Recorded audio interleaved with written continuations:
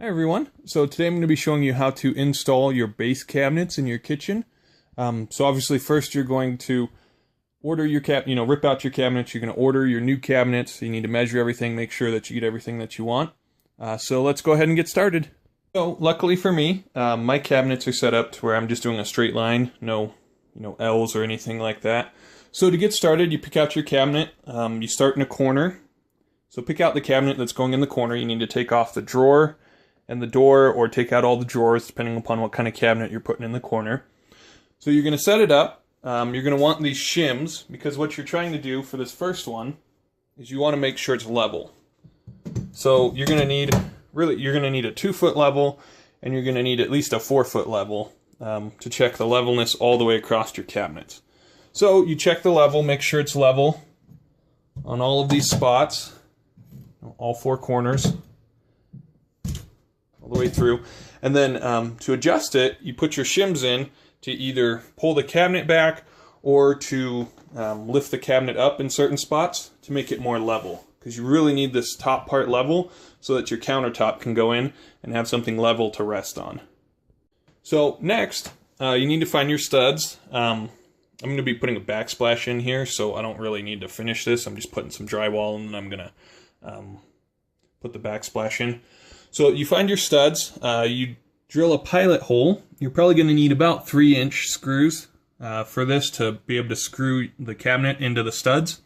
And so at the back of each cabinet, you have a support bar. It's usually at the top or somewhere at the top. This is for the drawer, so don't use that.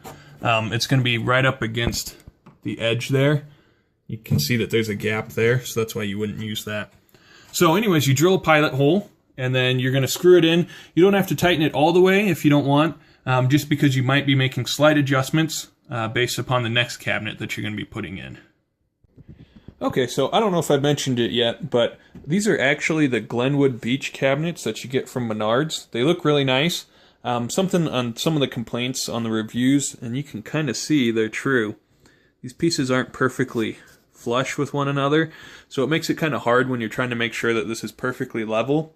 So just do your best, level it. When you're putting these shims in on the bottom, your more support ends are at the very end here. There's a second sheet of plywood on the inside that gives it, that's kind of where all the weight bearing is, so you want to make sure the shims are under there. Sometimes, like in my case, you'll only have one screw to go into a stud, because I missed the studs elsewhere, so you just do the best that you can there. So, as you're going through, try and make sure that this is as level as you can, and then it's important, this is where the 4 or 6 foot level comes into play. It's important that you check across all of the cabinets that you're installing that it's level there. So go ahead and check all of that, and then once you have that, what you need to do is you start to drill holes through here. So put a screw in the bottom and the top at least, if not one in the middle. That's probably what I'm going to do, because it's not lining up exactly how I want. So I think I'll line up the bottom, put a screw in, then line up the middle, put a screw in, and line up the top so that they're perfectly flush with one another. So go ahead and do that next. So when you're trying to make these fronts meet up, because like I'd said, these are cheaper cabinets, so they aren't perfectly straight and flush and level with everything. So as you can kind of see here, see it's a little off. But what I did was I made sure that down here they were flush like I wanted. Put a screw in. Then up here, made sure they were flush like I wanted, put a screw in. And see, now I can kind of bend this just a little bit to make it a little more flush. Kind of like that. See, it's not so bad compared to that. And then I'll put a screw in there.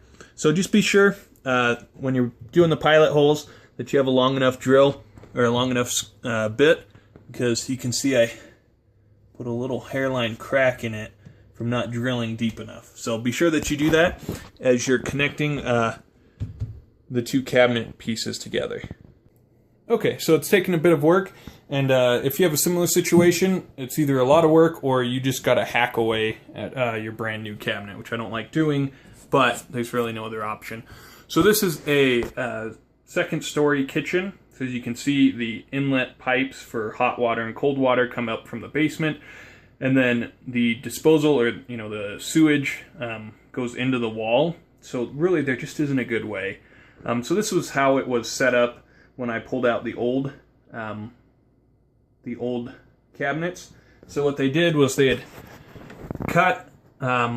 Actually, what they had done, what you could do, is if you want to cut those pipes, you can cut them off. That way, you can just have holes. But it's pretty hard, so I ended up cutting some slats for those two to go through. And then because of how tall they are, and then I'll be able to. They have a little bit of wiggle room where you can kind of bend them together.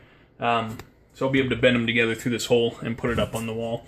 Now, since I'm installing a garbage disposal, you also need to add, if you're doing the same, you need to add electrical to it.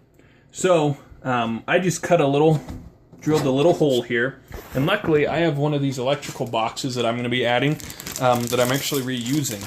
So it sticks out on the wall, so it'll stick out there, kind of like that. It'll stick out so that I can plug my garbage disposal in.